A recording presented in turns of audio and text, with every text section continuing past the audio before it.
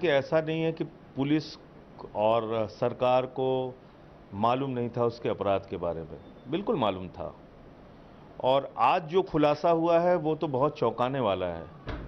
मैं डीएसपी शहीद देवेंद्र मिश्रा जी के परिवार से मिलने कानपुर गया था। उनकी बहादुर बिटिया ने, जिसने अपने पिता को मुखाग्नि दी क्योंकि उसका कोई भाई नहीं है, उसने एक चिट्ठी दिखाई अपने पिता की, जो 14 मार्च को लिखा है उसने।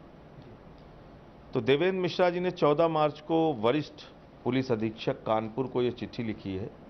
ये है उनका पत्र, जिसमें उन्होंने साफ तौर पे लिखा है कि विकास दुबे जो एक कुख्यात अपराधी है, उसकी थाना अध्यक्ष विनय तिवारी के साथ साठगांठ है और वो उसके खिलाफ कोई कार्रवाई नहीं करता है।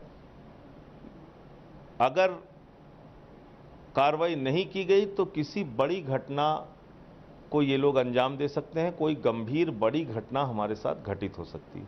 ये सारा उल्लेख इस पत्र में है। ये कब का पत्र है? 14 मार्च का पत्र है। तो एसएसपी क्या कर रहा था?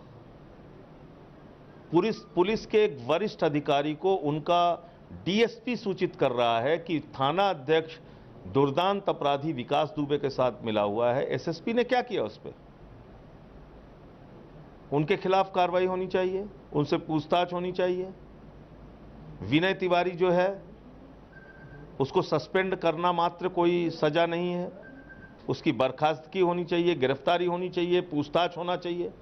हो सकता है उसी को मालूम हो कि यह अपराधी कहां छुपा है, क्योंकि जब उसकी साठगांठ है और खुद वो थानाध्यक्ष है, ऐसा भी शक है कि इसी ने पुलिस के दबिश की उसको सूचना दी और ये उस जो दल गया था पुलिस का, उसमें मौजूद था, ये पीछे से भाग गया, ऐसा बताते हैं लोग। तो इसकी गिरफ्तारी क्यों नहीं होनी चाहिए अब तक? इंस्पेक्टर सुबोध सिंह के मामले में जो भी गिरफ्तारियां हुई थी वो बरी होकर बाहर हो गए। माला पहन रहे हैं वो। क्या ये पुलिस की वर्दी का मजाक नहीं है? एक इंस्पेक्टर को बुलंदशहर में दिन दहाड़े मार दिया गया और उसके सारे अपराधी बेल से बाहर आ गए, जमानत हो गई उनकी। तो आप कल्पना कीजिए कि किस तरह से यूपी के अंदर जंगल राज चल रहा है। सरकार से कुछ मांग करती है इसमें आम आदमी पार्टी? हाई कोर्ट के सिटिंग जज से इस पूरे मामले की जांच होनी चाहिए। पुलिस के अधिकारियों को आधुनिक हथियारों से और तकनीक से लैस करना चाहिए। उनके काम के घंटे 8 तय किए जाएं, हफ्ते में 1 दिन की छुट्टी हो, एक वर्किंग एटमॉस्फेयर उनको दिया जाए और पुलिस नेता अधिकारी का जो अपराधी का जो गठजोड़ है उसको तोड़ने के लिए त्वरित कार्रवाई हो, फास्ट ट्रैक कोर्ट का गठन हो, संगठित अपराध के मामले उन्हीं कोर्ट्स के अंदर चलाए जाएं और इन अपराधियों को सजा दी जाए, सख्त से सख्त सजा दी जाए। ये हमारी कुछ मांगे हैं जो योगी जी को हम पत्र लिख कर भी देंगे। देवेंद्र मिश्रा जी का परिवार खुद से उनकी बच्ची ने कहा कि उनको भी खतरा महसूस हो रहा है, क्योंकि ऐसे मामलों का, ऐसे जानकारियों का वो खुलासा कर रहे हैं, तो उनकी सुरक्षा का भी इंतजाम होना चाहिए। कोरोना संक्रमण से बचाव को लेकर कोरोना बचाओ जीवन बचाओ, कोरोना भगाओ जीवन बचाओ अभियान हम लोग कल से शुरू कर रहे हैं और इसमें हर जिले के अंदर एक सहायता केंद्र हम लोग खोलेंगे, जिसमें एक हेल्पलाइन नंबर होगा और उस नंबर पे कोई भी व्यक्ति जो कोविड पेशेंट है या गैर कोविड पेशेंट है वो जानकारी दे सकता है। उसकी जांच में, इलाज में कहीं कोई दिक्कत आ रही है तो उसमें हम लोग उनकी मदद करेंगे। लेकिन योगी सरकार कोरोना के खतरे पर पर्दा डाल रही है, ये बात बिल्कुल सच है। और 19,000 की टेस्टिंग 23 करोड़ की आबादी में योगी जी कर रहे हैं।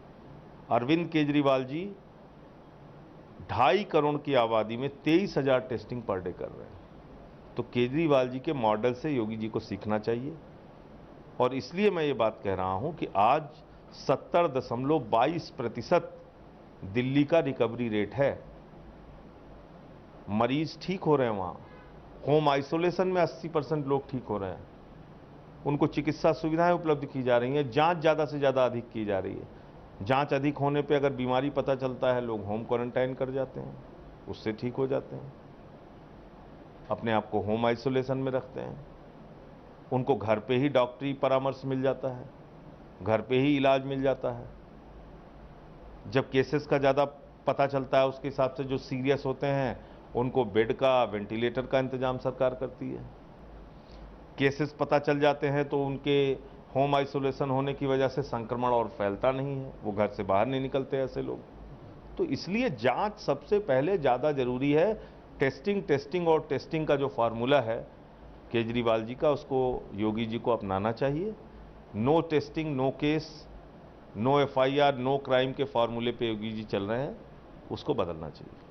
सर, जैसी खबरें निकल के आ रही हैं कि चीन 20 किलोमीटर पीछे हटी है जहाँ पे तनाव वाली स्थिति थी, कैसे देख रहे हैं बीजेपी के लोग जो हैं इसको प्रधानमंत्री के उस बयान से जोड़ के देख रहे हैं कि जो उन्होंने कहा था कि विस्तारवादी ताकतों को पीछे हटना पड़ता है?